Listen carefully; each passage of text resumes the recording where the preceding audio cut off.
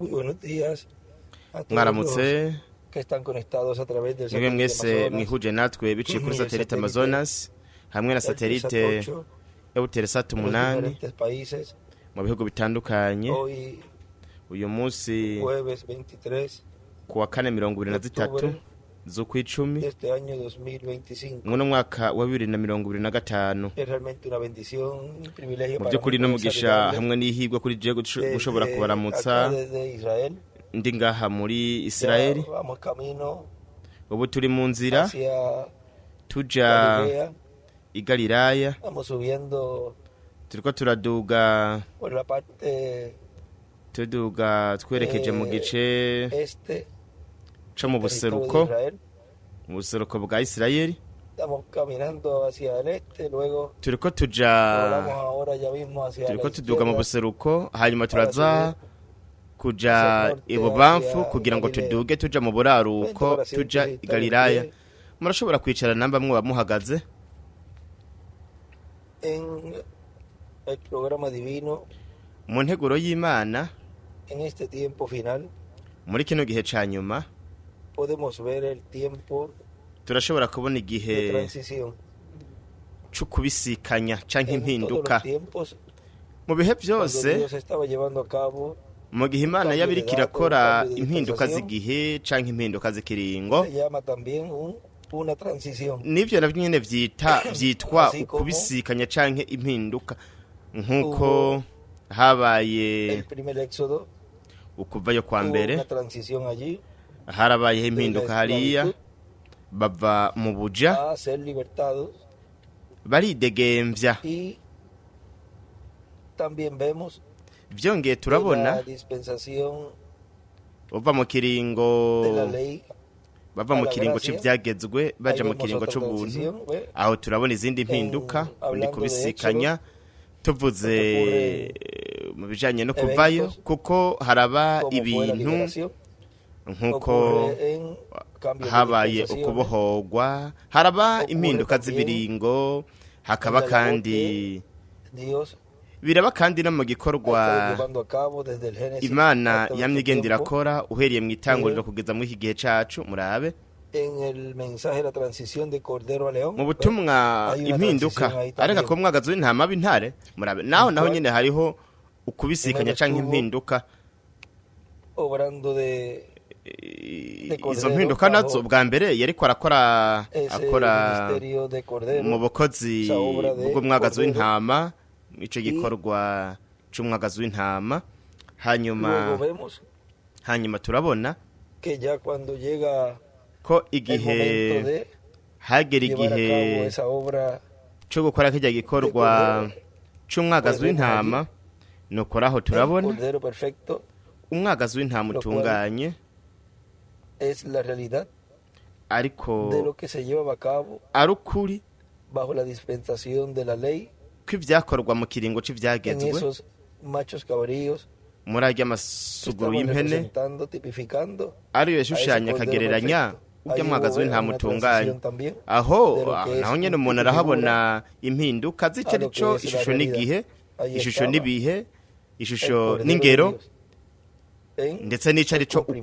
cumplimiento de lo Aho que hari esos hari tipos de umwagazi w'intama figuras w'Imana estaban hamwe señalando. no O gushitswa sea, ahí estaba kw'ivyo ibishushanyo n'ibigereranyo realidad. vyariko birashushanya, vyariko biragereranya, no kuvuga ngo Ahora hari aquí, hari ukuri. Rero cuando murabe apareció la realidad, igihe hagaragara aparece un ukuri hombre, haseruka estaba umuntu. Aho Jesús hari de hari Nazaret, Yesu w'i el Nazareti, carpintero de Nazaret, umubaji w'i Nazareti, y llevó a cabo kandi la realidad yarahinduye ukuri en esa transición que hubo, muri izo mpinduka la realidad zahabaye. del Cordero perfecto.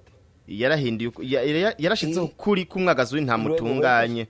Hanyuma En la turabona transición yuko de mu Cordero a kubisikanya mu mpinduka areka Es ko de la umwagazi misma w'intama forma. akaba intare, naho nyene nico kimwe. ahora miren, en este mensaje Rero que murabe tituló así mismo la transición de muri uwo Cordero butumwa a León, yise nk'uko nyene ati impinduka areka ko umwagazi w'intama predicado b'intare, el 10 de junio bwavuzwe del 10 2005 z'ukwa gatandatu 2005 en Brasil.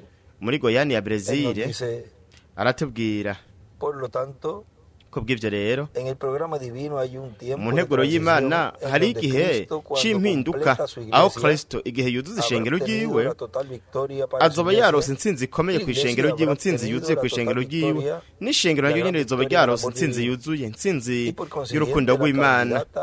Mu yandi majambo, kandidatire y'ubwami ni ishengero ry'umwami Yesu Kristo. wategereza kugira intahe, ategereza kuronka igitabo kimuhesha uburenganzira kugira ngo ashobore gukora igikorwa cye cyo kwisubiza ivyiwe, igisubize intebe y'ubwami ya Dawidi ariyo ari umuragwa wayo.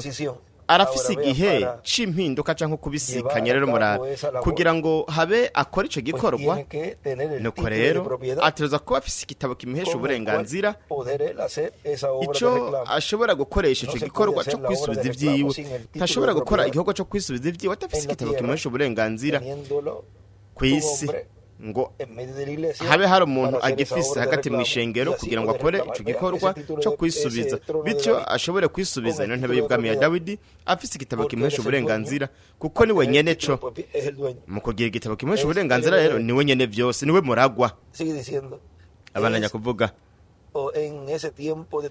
ni mwa kino gihe cyo kubisikanya niho Kristo azotanga ingero. Vyongeye mwibuke yuko mu gihe cyo kubisikanya ko mu perezida n'uwundi mukuru w'igihugu n'uwundi we arahitamwo umugwi bakorana, kandi araberekana kuko ntiyotangura wenyene adafise umugwi bakorana. Kuvuga ngo hariho ico gice cyo gutoranya no kurondera uwo mugwi bazokorana.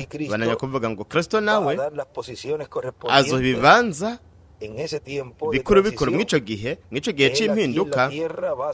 we ngaha ku isi bazokora ibintu bitandukanye, nk'akarorero 144 cy'Abaheburayo bazohamagagwa, kandi bo nubwo bazopfa umubabaro mwinshi bazozuka ku iherezo ry'umubabaro mwinshi kugira ngo babe mu nganje mu bwami bwa Kristo, bameze nk'inkone zikorera umwamikazi ariryo shengero ry'umwami Yesu Kristo, kugira ngo bakorere ishengero.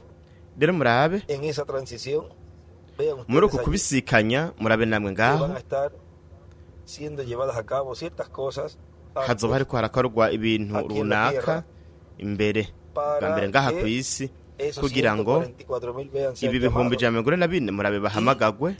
Nuko kandi ivyo biba imbere y'umubabaro mwinshi, nuko hategerezwa kuba igikorwa, umurimo kugira ngo gikorwe, arico hanyuma tubona ingaruka zaco. Rero bizotuma 144 nubwo bazotegereza gutanga ubuzima bwabo, hanyuma bakazozuka nyuma y'umubabaro mwinshi, bazozuka hanyuma babe mu kimpumbi bameze nk'inkone. Ariko kugira ngo bo babe mu kimpumbi bameze nk'inkone, nuko rero hategerezwa kuba baratoranije, baba baratoye umwami izo nkone kugira ngo bazoshobore kuba mu bwami bwiwe bakorera umugeni. Batoranywa mbere, aho hari ca kidodo c'Imana nzima wa mumarayika aduga ava iburasirazuba. Bategereza kuba batoranijwe, bategereza gutoranywa kuko batoranywa mbere kugira ngo bazobe mu bwo bwami. Abana yakuvuga ngo nuko rero hagiye kuba ikintu vuba, kuko kugira ngo bazoba bariko barakora ico gikorwa ngaho mu kimpumbi, mbere yaho mu guhamagarwa bategereza kubanza bagakora. Rero mwebwe muzoraba ingene bazogaragara n'ingene bazotangura gukora. Ni kuvuga ngo uhereye aha bazotangura gukorera ngaha nyene, hanyuma mu mwuzuro tuzobabona mu kimpumbi bariko barakora ibikorwa vyabagenewe.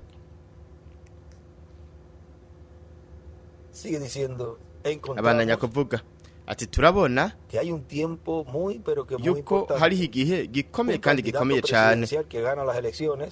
Umukandida w'umukuru w'igihugu atsinda amatora azogerera abo bose bakoranye nawe cyane gose, kuko bakoze bashigikiye iyo kandidatire y'uwo muperezida. Uko niko bizonaba ku bantu bose bakoze n'umutima wose mu gihugu ca Kristo, kugira ngo Kristo abe umwami w'uno mubumbe w'isi, kugira ngo Kristo yicare ku ntebe y'ubwami ya Dawidi. Kandi Kristo azoshira mu biro vyiwe abantu bakoranye nawe bagakora cyane mu gikorwa ciwe rero mwibuke yuko mu kuvayo kose hariho ibibazo ngorane hariho ibibazo hariho amatandukaniro n'urukurikirane rw'ibintu byongeye reka tubaze duhagarike gato ngaha mu butumwa turiko turasomamwo mu butumwa yigishije 15 z'ukwa gatatu mu 1999 muri Asunción Paraguay bwitwa ngo ukuvayo kwa gatatu hamwe n'ibibazo vyaduka we ngaha aravuga ngo rero twebwe dutereza kumenya yuko mu kuvayo kose kwahabaye hagiye haraba ibibazo natwe ibyo tutereza kubitahura kandi tugerageze kugira ngo ntabe ibibazo muri twebwe bibayeho naho nuko rero dushobore kubigenzura dushobore kubitorera inyishu kugira ngo twese dushike mu gihugu c'isezerano c'umubiri mushasha no mu gihugu c'isezerano c'inganje y'ubwiza y'imyaka 1000 kandi ico gituma dukeneye nk'abantu dukeneye ko abantu b'abanyakuri nk'abakozi b'Imana babizigirwa kandi tukagoma dukorera umucunguzi wacu mu rukundo rw'Imana dukora tunigana kuvuga abantu umwe wese ateruza kwisuzuma akaraba namba atari umunyabibazo we nk'umuntu akakosora ubuzima bwiwe no muri ico gice naho agakosora ibibazo vyiwe byose kuko twese twifuza gushika mu gihugu c'isezerano c'umubiri mushasha no mu gihugu c'isezerano c'inganje y'imyaka 1000 kandi umuntu amaze kubona yuko ari umunyabibazo ko muri byose ari ibibazo gusa nuko namba yamye akorana no mugwi w'abakozi b'Imana buri gihe akamara ikibazo nuko ico kwiye gukoreramwo ni gukora mu bintu bigaragara akareka abandi bakozi bagafatanya n'abandi bakozi b'Imana nawe agafasha mu buryo bw'umutungo agafasha ishengero canke abandi bakozi b'Imana canke mu ikoraniro asengeramwo bityo akabayirinza ibibazo kuko mwibuke yuko abateza ibibazo mu kuvayo kwa mbere bagize ibibazo byinshi ikibazo carabagarutseko mu kuvayo kwa kabiri naho nyene nuko vyagenze nuko rero tuba abantu birinda muri kuno kuvayo kwa gatatu ariko turimwo no kuvuga mwibuke ivyo vyarabaye hariya murabe bamwe b'imyaka 20 duga hejuru ukuyemwo Yosuwa na Kalebu aribo binjiye nta numwe yinjiye kiretse Yosuwa na Kalebu hinjiye ab'imyaka 20 usubiza hasi ab'imyaka 20 kuduga ni Yosuwa na Kalebu gusa na Mose ntiyinjiye no kuvuga murabe kandi vyabaye hariya aquellas personas que se rebelaron en contra babaye bajya abantu bagararije Mose mu buryo bwari bwategejwe n'Imana kugira ngo ikore ico gihugu cyo kubarokora muri kujya kuvayo kwa mbere ibashikane mu gihugu c'isezerano rero ivyo bibazo vya hariya murabe igihe cyose bigenda birigaragaza byisubiramwo turabibona n'amakuvayo kwa kabiri ndetse namwe kuvayo kwa gatatu naho nyene hari ibibazo n'ingorane zitandukanye ariko ntitwifuza yuko hogira n'umwe aba umunyabibazo ahubwo twese dufashanye umuntu na mugenzi we aramukozi w'Imana ho haba afise umwitwariko udasanzwe atari gukoresha ikibanza c'umukozi w'Imana kugira ngo yishire ku gicaniro atangure kuvuga gwanya abandi bakozi b'Imana ahubwo no kurondera uburyo bwo gutorera inyishu no kuvuga neza bagenzi we cyane iyo ariko aravuga agwanye ubukozi bwa nyuma n'igikorwa Imana iriko irakora muri kino gihe ariko ari gushizwa kwira kwa gihema ikibanza cabonywe na Revera William Branham mwajya yerekwa aho yabonye ko kwari kugaragara kwa mpemu yeri nkingi y'umuriro iri kwiha abantu kwizera ko kunyakurwa kuko ngaho yahabonye ukuvuga ko ubutumwa yarumvise arabona yabonye ibintu byose byari biriko biraba kandi baragowe bajya bakoreje ibibanza by'abakozi b'Imana kugira ngo bahagarare ku bicaniro nuko batunga gatoke ihema ni Karpa Cathedral n'ubukozi bwo mu ihema ni Karpa Cathedral nk'ikintu kinyuranye canke ikintu kinyuranye n'umugambi w'Imana directamente a ese ministerio bakavuga berekeza neza kuri burya bukozi de la obra de Dios son ellos ahubwo abagwanye igikorwa c'Imana nibo kandi ico ni kibazo gikomeye cyane birondereye kandi namba bari basadwa bafise ibibazo urundi rukurikirane rw'ibibazo hamwe n'ico ivyo byo bica bibere ibibazo byinshi cyane kuko amazina yabo acafutswa mu gitabo cy'ubugingo k'umuntu nk'uyu umuntu avuga nk'uko agwanye umugambi w'Imana ashobora kuba yanditse mu gitabo cy'umwagazi w'intama kandi ababakurikira nabo nyene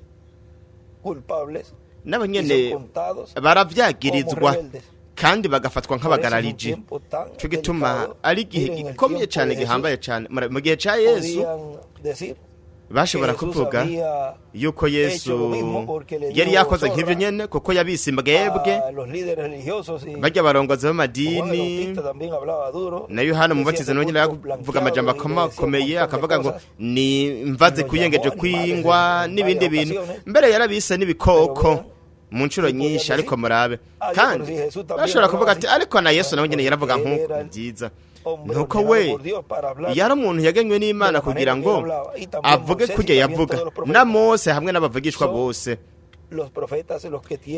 abavugishwa nibo bafise itegeko ry'Imana ryo kuvuga ibyo bakwiye kuvuga kandi nibo bajejwe kuvuga ayo majambo bavuze ikintu kidahimbara Imana bazoyikibazwa n'Imana nibo n'Imana nk'uko byabaye kuri Mose murabe yakubise urutare ku ncuro ya kabiri bimukwegera kutinjira mu gihugu cy'isezerano ntimwibaze ngo n'abavugishwa nabo nyene barashobora kwikorera ibyo bashatse oya byose bateruza kubikora bisunze umugambi w'Imana kuko bitari uko bizanira ibibazo abantu n'igihugu cy'Imana nuko rero namba hamwe n'amuvugishwa Imana itihanganira ibyo ngo nuko ari umuvugishwa ibintu bigashobora kumubako kiretse kibaye ari ikintu caganywe n'Imana kandi kikaba kibaye ku bw'impamvu runaka murabe kangahe cyane nimba hamwe n'umuvugishwa mugira nk'uko kangahe cyane umuntu asanzwe atari umuvugishwa dafise integera bwenge zibiri zikora icyarimwe nuko rero dukwiye ko abantu birinda cyane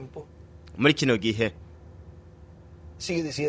abana nyakuvuga kuko mwibuke abateza ibibazo mu kuvuga kwa mbere bagize ibibazo byinshi ibibazo byabagarutse ko bonyene bwabo mu kuvuga kwa kabiri naho nyene nuko byagenze nuko rero twirinde cyane muri kono kuvuga kwa gatatu ariko turimwo kandi ikintu gikomeye cyane ku bakozi b'Imana bose ndetse no kuri bene data bose n'urukundo rw'Imana umuntu na mugenzi we atari kunegurana ahubwo tugasengeranira umuntu na mugenzi we tukareka kuko rukundo rw'Imana rugaragara muri twebwe kuko uburanga bwa mpemu w'Imana bukwiye kugaragarira muri twebwe natwe dutereza guha ikibanza kugira ngo rugaragare muri twebwe tugafashanya umuntu na mugenzi we ntagire umuntu atera ibibazo mugenzi we mukozi w'Imana ntumuteze ibibazo biruta ibyo yari asanzwe afise canke ngo munegure ahubwo ibyo ushobora kumufasha mumufashe kandi umusengere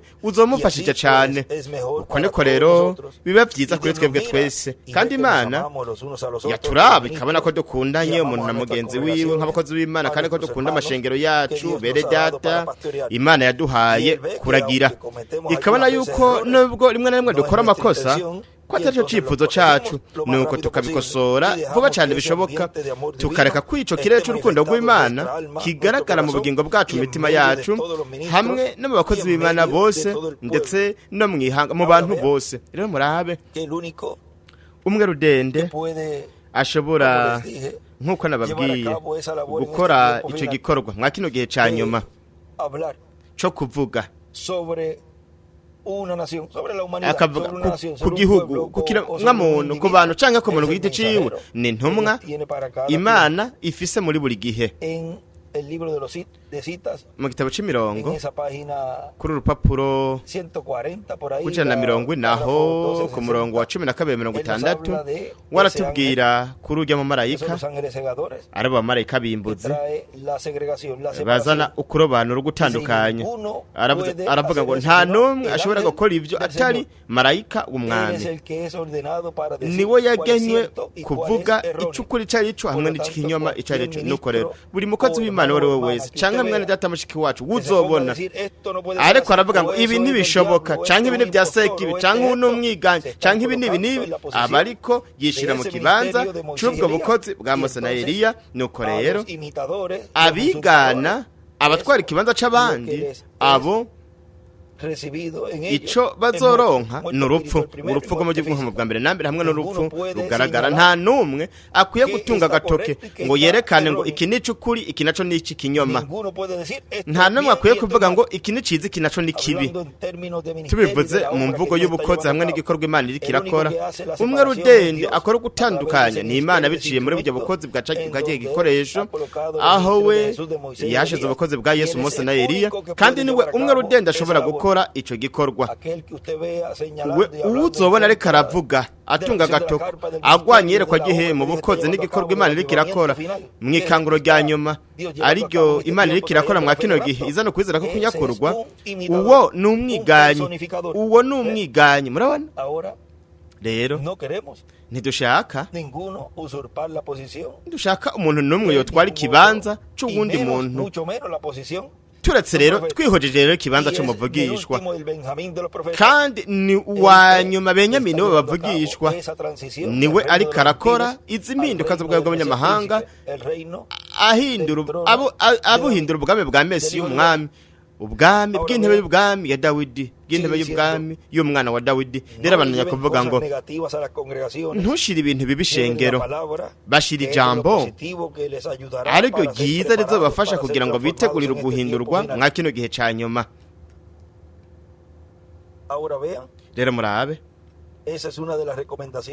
izi ni zimwe mu mpanuro zikomeye cyane aduha mw'ubutumwa, kandi we mwakuno kubisikanye canke mwize impinduka murabe nga mw'ubutumwa twatanguye dusoma impinduka areka ku mwaka z'intama b'intare, we nga haratubwira abananye kuvuga ngo nuko rero twese turashaka ibibanza vyiza mu buzima bwacu mu bwami bwa Kristo, arico azoba ari kibanza mu gihe Kristo azoba kiri nk'umwami. Nuko mbega ico kibanza kizoba ari cikiye kingana gute?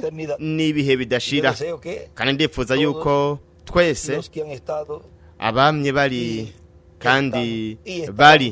bazokwama bunze ubumwe bari ku ruhande kubukozi bwo mwihema, ubukozi bwa Yesu, Mose na Eliya, muri kino gikoresho ca nyuma yo kugaragara kw'Imana kuri mwino ntambuko na kano gace ko kuzana ijambo muri izi mpinduka z'ubwami bw'abanyamahanga buhinduka ubwami bwa Mesiya.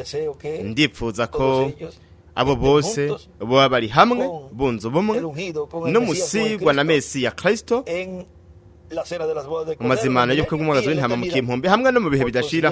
Mu yandi majambo ndiko ndasaba uguhindurwa ku mibiri yabo kugira ngo bityo nyuma y'imisi iri hagati ya 30 na 40 isi izomenye Imana ishingira intaye biciye mw'uwo mugwi yuko mu by'ukuri Imana yari kirakora igikorwa cyayo ca nyuma, nubwo batabitahura neza bakaba badatahura bizoba byarabaye, ariko bamenye yuko habaye umugugwaruka wari uri ku iherezo ry'ubwami bw'abanyamahanga mu ntambuko, aho hari hasigaye imyaka 3 n'igice. Uwo mugwi ko wari ku isi uri kurakora ibikorwa by'igitangaza bitagira inzitizi. Ese abantu bose bunze ubumwe bafatanije nawe muri izi mpinduka, aho ariko haraba igikorwa umurimo, ese twosangwa turi abantu dushigikiye ubu bwami bwa Mesiya ko vuba bwo kwimikwa mu gikorwa nk'igikorwa gikorwa ku mukuru w'igihugu kuri kandida, hanyuma agaheza agatsinda amatora. Mbega uwo muperezida ni bande yiyegereza? Nabari bunze ubumwe nawe abatamuteje ibibazo ngo bagore ibintu kuri uwo muperezida kugira ngo ntatsinde, bakamutega imitego myinshi.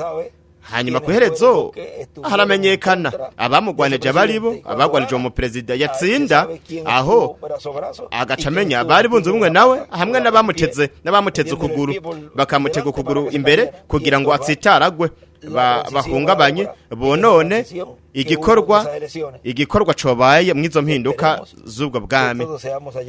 Turiteza yuko twese tuzosangwa turi abantu ahubwo bazoba bunze ubumwe n'ubukozi bwa nyuma kugira ngo vuba himikwe ubwami bwa Mesiya, nawe abashire mu bibanza bikomeye kandi bikomeye cyane, ibibanza byiza ari byo byagenewe mwa kino gihe ca nyuma abari mu gaciro ko zifuruka hamwe n'ikiringo c'ubwami, igihe c'impinduka mu nganje y'ubwiza ya Mesiya.